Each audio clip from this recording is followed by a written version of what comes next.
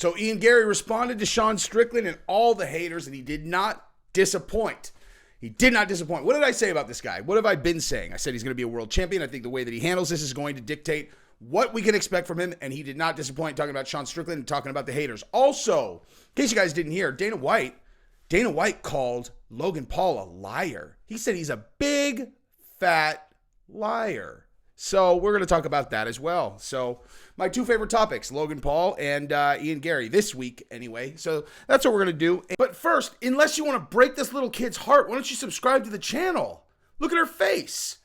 She's going to cry. But yeah, so subscribe to the channel or else get out of here, Giselle. All right, so let's jump right into it. Let's look at what Ian Garry had to say because like I've been saying, this is a huge opportunity to get inside the mind of this guy who I am saying is going to be a world champion and one of the greatest of all time. What did you say, the greatest of all time?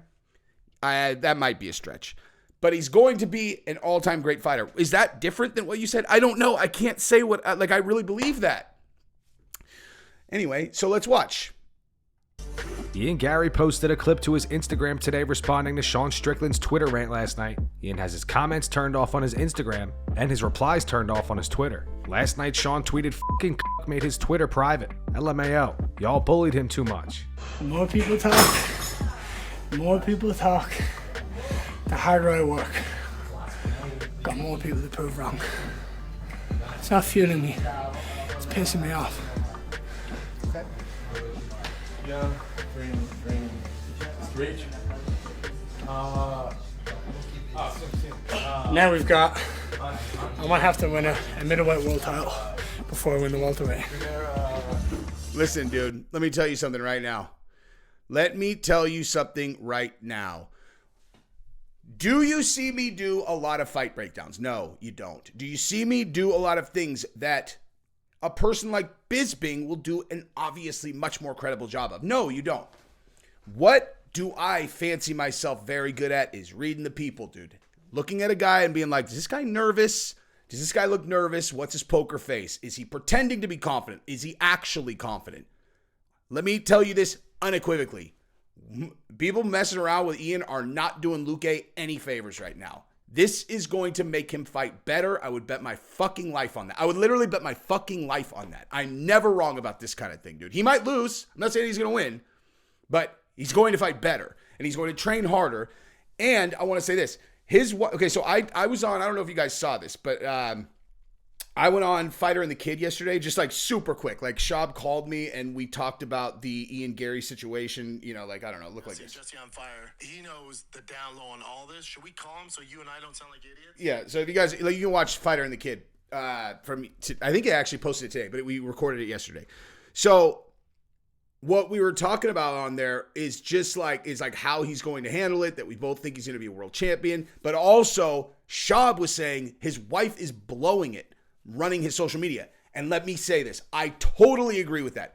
I do not think that she has actually really done anything like, you know, there's no way for me to know what the hell is going on with the husband, you know, ex-husband and all that. But what she has done wrong, clearly, is she is managing the social media stuff very poorly.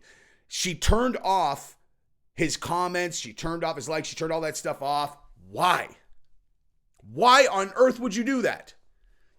Okay, Ian Garry's he's obviously not on Twitter himself. He's not doing that. He's not paying attention. I could tell you from looking at him, he is not on Twitter. He is not on Instagram. This is not him looking at it.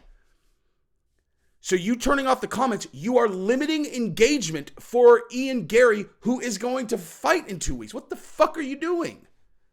Like, what the fuck are you doing? Let everyone hate on him. Let the entire world light him up. Let every single person on earth call him a cuck. Let every single person go, oh my God, your wife's she's a whore.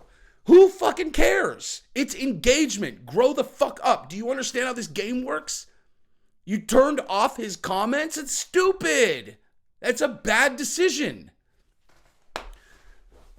In life, okay, like seriously, Layla and Lee, I'm defending you in life. I believe you that the WAG book was a joke. 100% I believe you. I think that this thing with the ex is not something I would do, but I understand why you would want to have him close with your guys' kids. I get it, dude.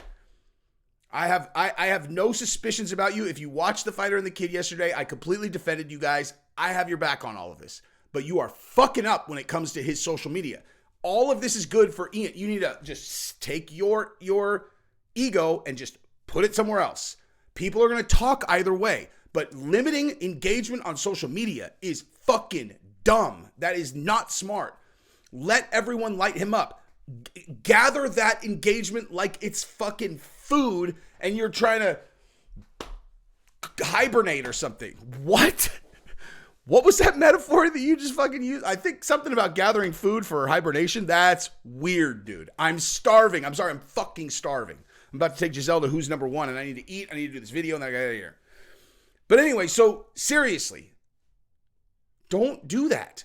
Now, Strickland saying what a cuck, what a pussy, turn it off. Again, Strickland, intentionally or not intentionally, is not like he's not reading this correct. It's not Ian Garry doing that. It is his wife. It's his wife pretending to be him when she DMs Ian Garry.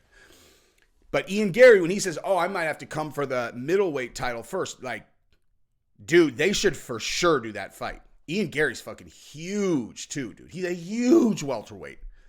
He's a fucking huge welterweight, and he's such a good striker. That fight with Sean Strickland would be fucking fire. Now, moving right along, let's go ahead and take a look at this, because Dana White had some choice words for Logan Paul. I do actually want to say this. So I went hard in the paint on Logan Paul yesterday, and, he might still come through and tell his business partner that he can't do a live stream, sabotage his little brother's event. Maybe he might come through before then. The other thing I thought about is, and I keep giving him the benefit of the doubt because, like, in my mind, it is, like, not plausible that a person who appears in any way wired like all of us would ever allow this to happen. So I'm like, there's got to be a reason. I keep doing this with him. Honestly, I recognize I'm doing this where I'm like, oh, all right, like, maybe he's just doing the lawsuit to get Dylan Dennis to, like, do the fight. And everyone's like, no, dude, he's just a pathetic sociopath. And I'm like, I don't know, man. Maybe it's strategy. It's like, they're like, nah, dude.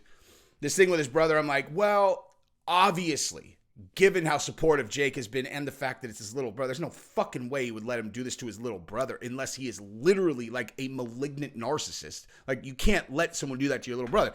So, assuming that that's the case, maybe what he's doing is allowing KSI to set up a fight against Jake Paul because they know this Jake Paul fight's not going to do well anyway, but that makes no sense because the KSI and Jake Paul fight fucking goes off no matter what anyway. So no, I take it back. No.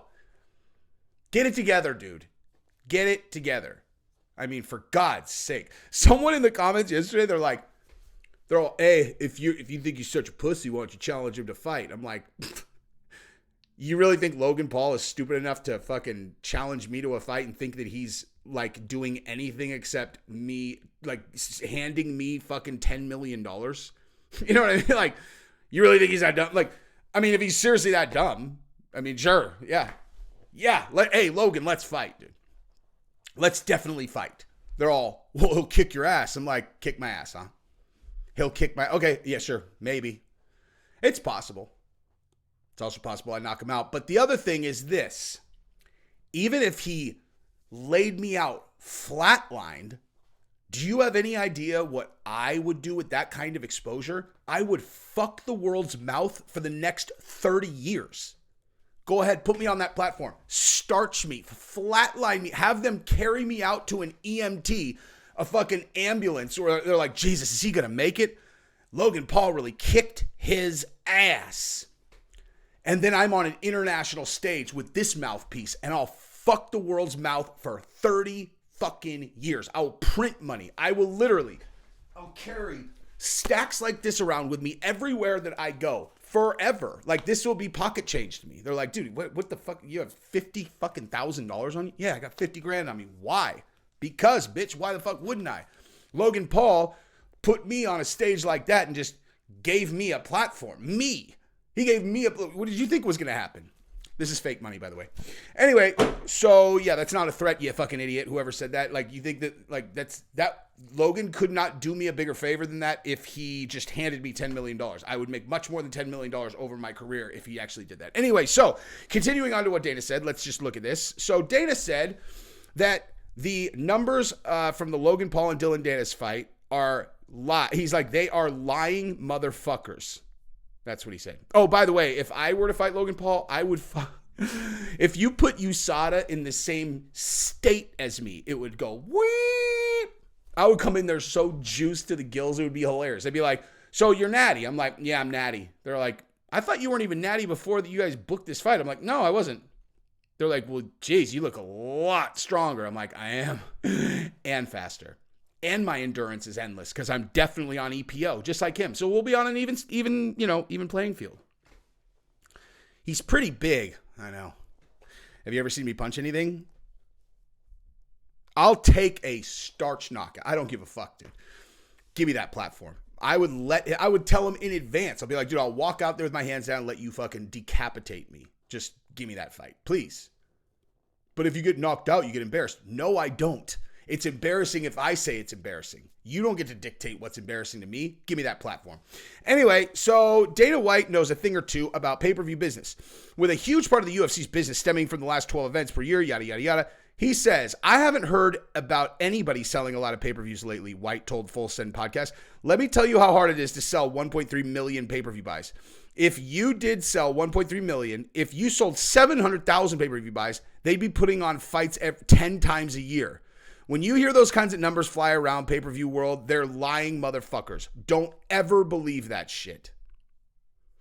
So, you know how much money that is if they cut a deal and did 1.3 million pay-per-view buys?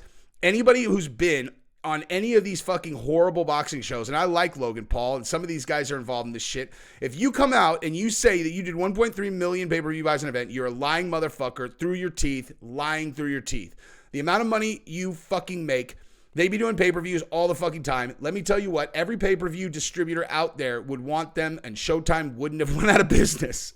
It's much cheaper and much better experience just to watch the highlights. The production sucks. The fucking fights end up sucking, and it's shit boxing is all it is. I'm not trying to put them down.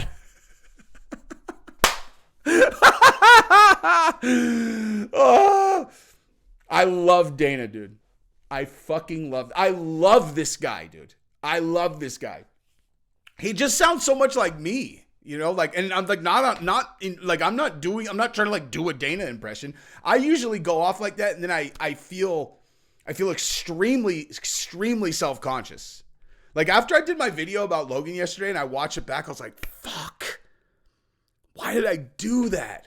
I talked about fucking Navy SEALs being my business partner. It's so embarrassing. What was the fucking point I was even making? Jesus. I called him a pussy? The fuck is wrong with me? Should I take it down? It already has 17,000 views. The damage is done. Fuck. Why can't I ever just do anything calm? Why can't you fucking calm down? You look like a goddamn spaz. Shit. That was me all day yesterday. But anyway, so yeah, I'm not like doing it on purpose. But here's Dana. I'm not trying to put them down. He says the fights end up sucking. It's shit boxing is all it is. The production sucks. They're fucking liars. Pause. I'm not trying to put them down. I don't care what these guys do. These are just facts. To say that they're doing any numbers, all these different people have tried to invest in this shit and they try to raise money and do all this other bullshit. People would be fighting over them and throwing fucking truckloads of money at them if they did anywhere near 1 million buys. None of those fucking guys are doing 1 million buys. I love Dana. He's my favorite. I'm just going to end on that right there. I'm going to go eat some food and then take Giselle to Who's Number One, downtown Austin, with my entire jiu-jitsu team and the whole fucking jiu-jitsu community in Austin. I love all of you guys. Goodbye. Subscribe to the channel. Peace.